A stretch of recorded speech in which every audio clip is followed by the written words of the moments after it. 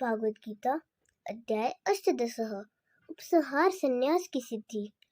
अर्जुन बोले, हे माँ बाहो, हे अंतर्यामी, हे वासुदेव, मैं संन्यास और त्याग के तत्व को पृथक पृथक जानना चाहता हूँ।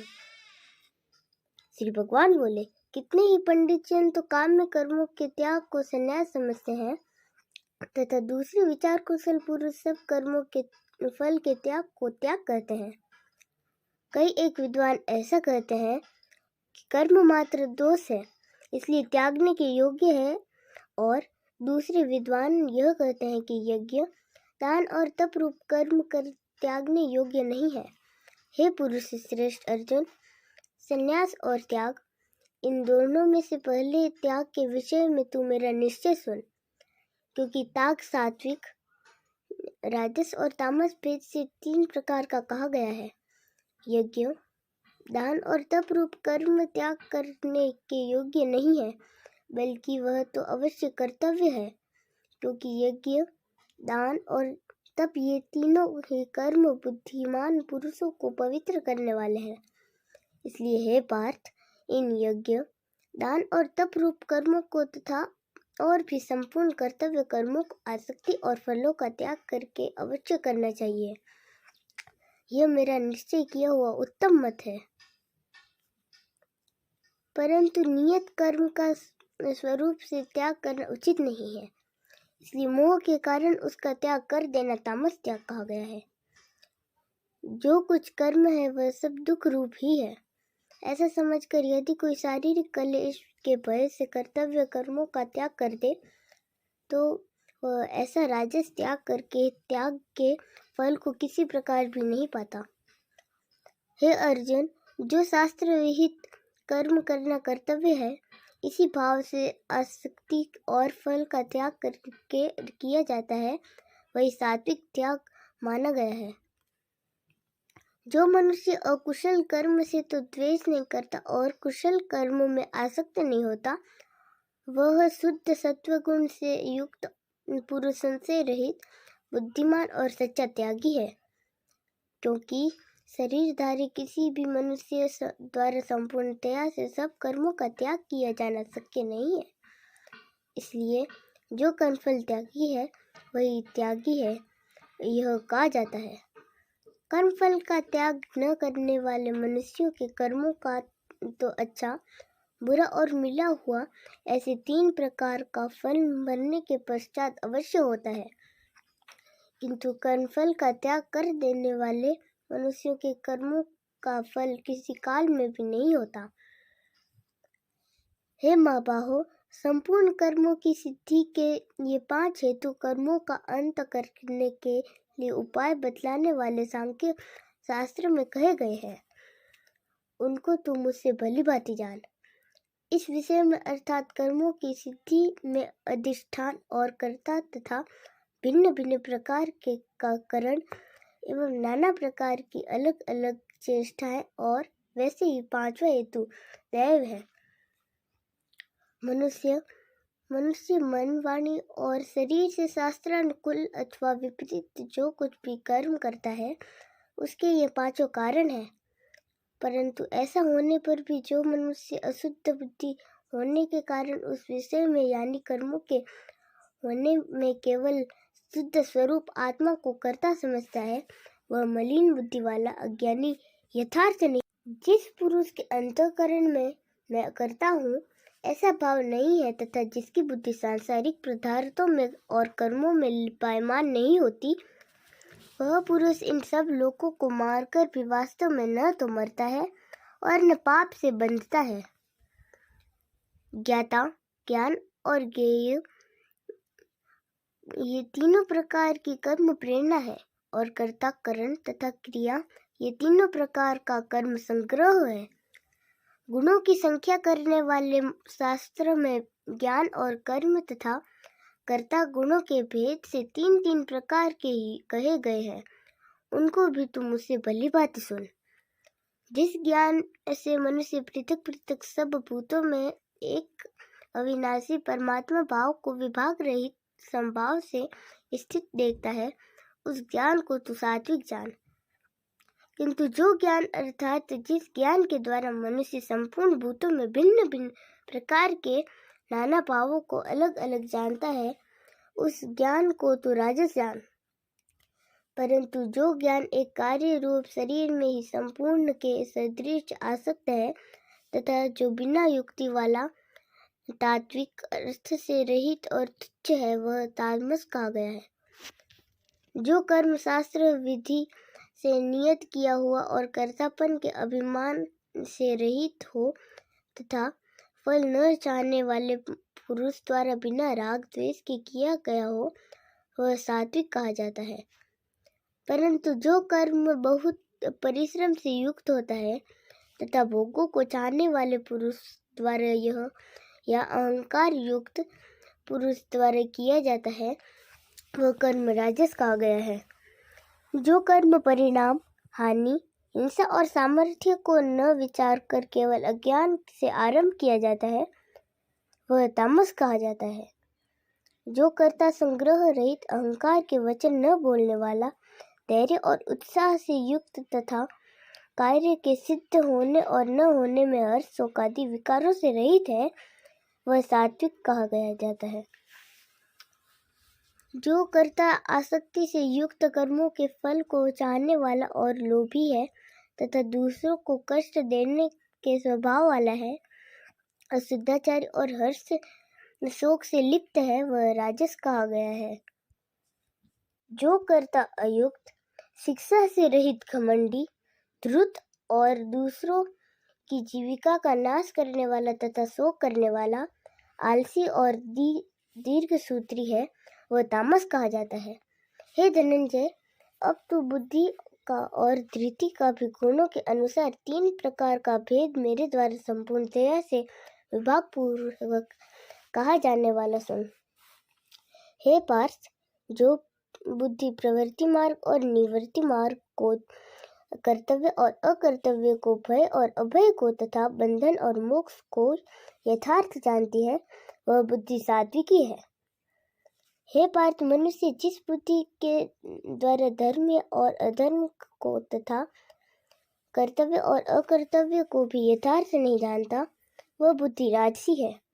हे अर्जुन, जो तमोगुण से घिरी हुई बुद्धि अधर्म को भी यह धर्म है ऐसा मान लेती है तथा इसी प्रकार अन्य संपूर्ण पदार्थों को भी विपरीत मान लेती है, वह बुद्धि तामसी है।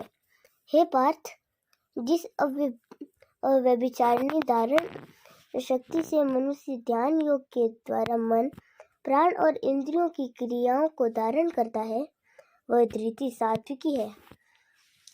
परंतु हे प्रतापुत्र अर्जुन, फल की इच्छा वाला मनुष्य जिस धारण शक्ति के द्वारा अत्यंत आसक्ति से धर्म, अर्थ और कामों को धारण करता है, वह धारण शक्ति राजसी है।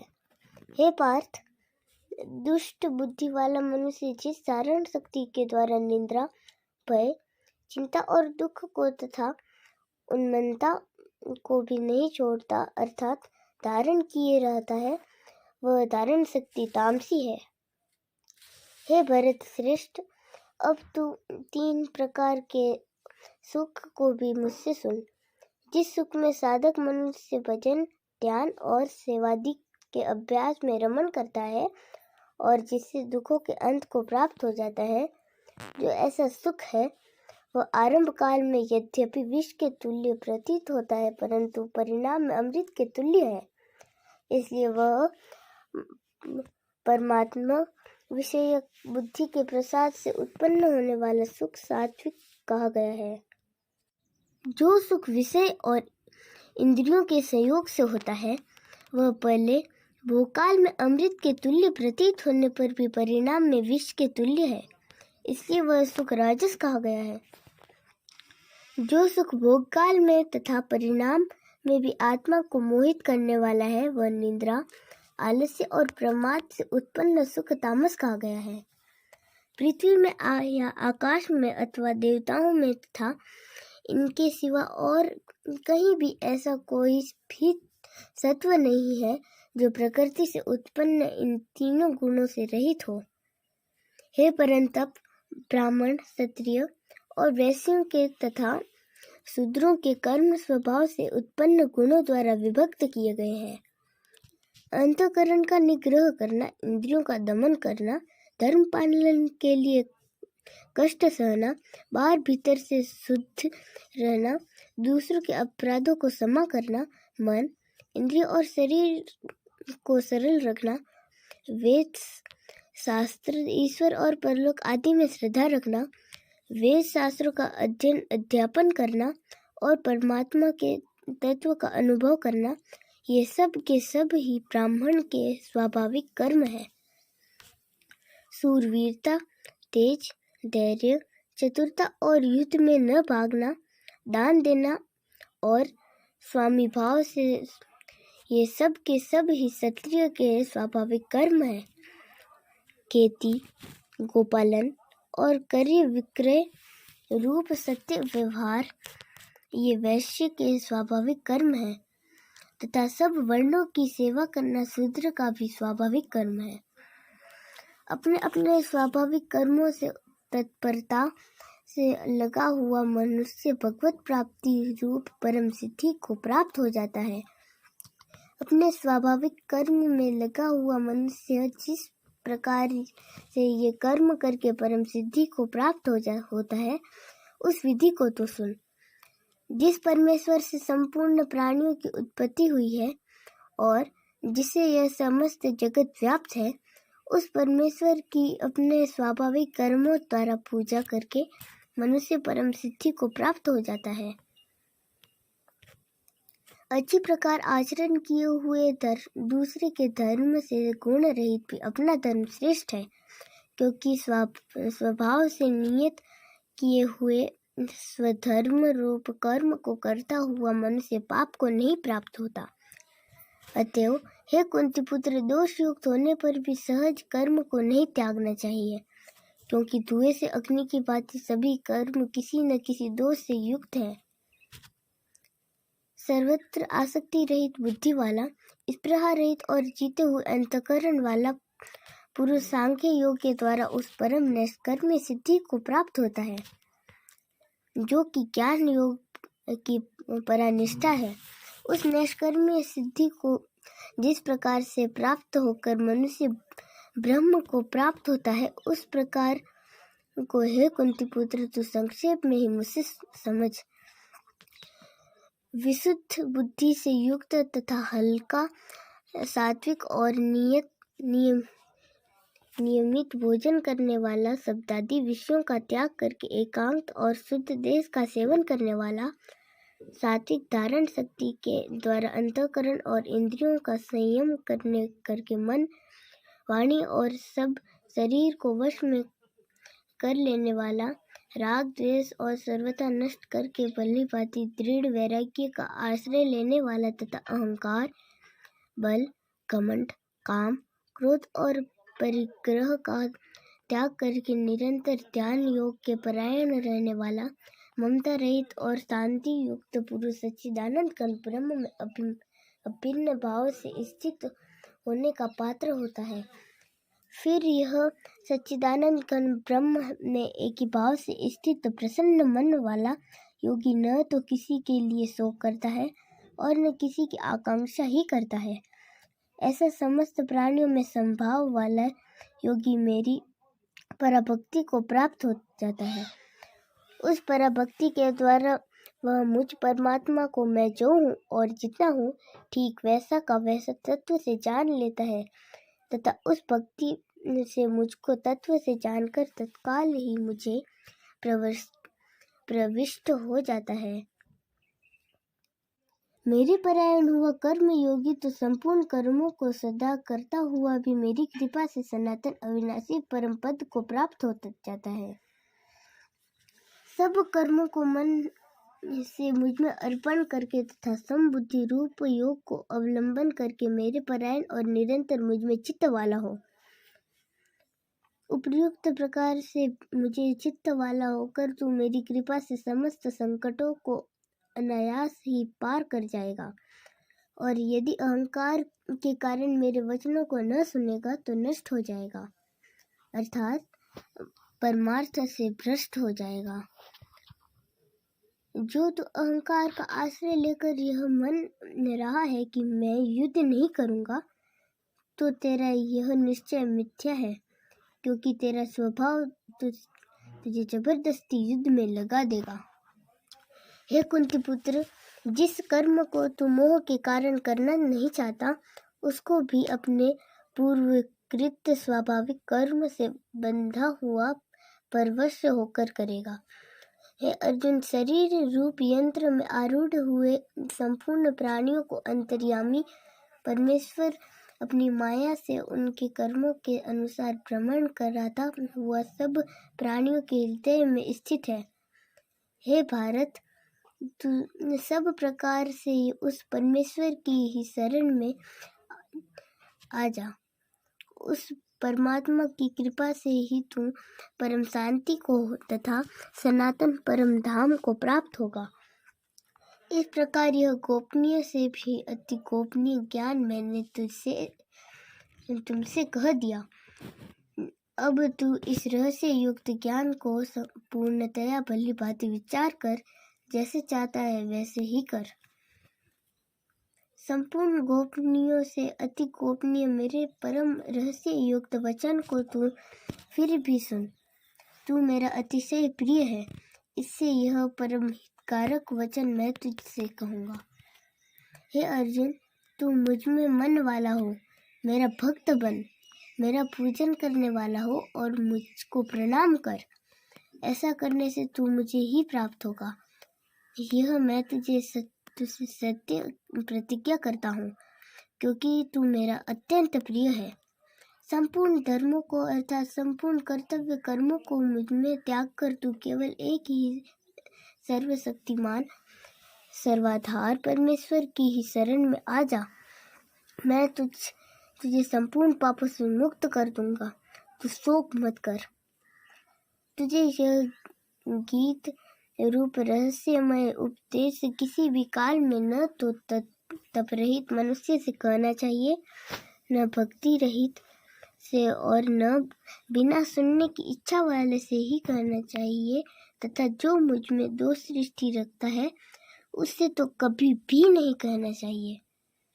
जो पुरुष मुझ में परम प्रेम करके इस परम रहस्य युक्त गीता शास्त्र को मेरे भक्तों में कहेगा, वह मुझको ही प्राप्त होगा, इसमें कोई संदेह नहीं है। उससे बढ़कर मेरा प्रिय कार्य करने वाला मनुष्यों में कोई भी नहीं है, तथा पृथ्वी भर में उससे बढ़कर मेरा प्रिय दूसरा कोई भविष्य में भी नहीं होगा। जो पुरुष इस धर्म में हम दोनों के संवाद रूप गीता शास्त्र को पढ़ेगा, उसके द्वारा भी मैं ज्ञान यज्ञ से पूजित होऊंगा, ऐसा मेरा मत है। जो मनुष्य श्रद्धायुक्त और दोष दृष्टि से रहित होकर इस गीता शास्त्र का श्रवण भी करेगा, वह भी पापों से मुक्त होकर उत्तम कर्म करने वालों के श्रेष्ठ लोकों को प्राप्त होगा।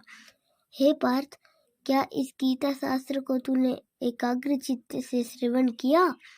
और हे धनंजय, क्या तेरा अज्ञान जनित मोह नष्ट हो गया? अर्जुन बोले, हे अच्युत, आपकी कृपा से मेरा मोह नष्ट हो गया और मैंने स्मृति प्राप्त कर ली है। अब मैं संशय रहित होकर स्थिर हूँ। अतः आपकी आज्ञा का पालन करूँगा। संजय ने कहा, इस प्रकार मैंने भी श्री वासुदेव के और महात्मा अर्जुन के इस अद्भुत रहस्य युक्त रोमांचक संवाद को सुना। श्री व्यास जी की कृपा से दिव्य दृष्टि पाकर मैंने इस परम गोपनीय योग को अर्जुन के प्रति कहते हुए स्वयं योगेश्वर भगवान श्री कृष्ण से प्रत्यक्ष सुना। हे राजन, भगवान श्री कृष्ण और अर्जुन के इस रहस्य युक्त कल्याणकारक और अद्भुत संवाद को पुनः पुनः स्मरण करके मैं बार बार हर्षित हो रहा हूँ। हे राजन, श्री हरि के उस अत्यंत विलक्षण रूप को भी पुनः पुनः स्मरण करके मेरे चित्त में महान आश्चर्य होता है और मैं बार बार हर्षित हो रहा हूँ।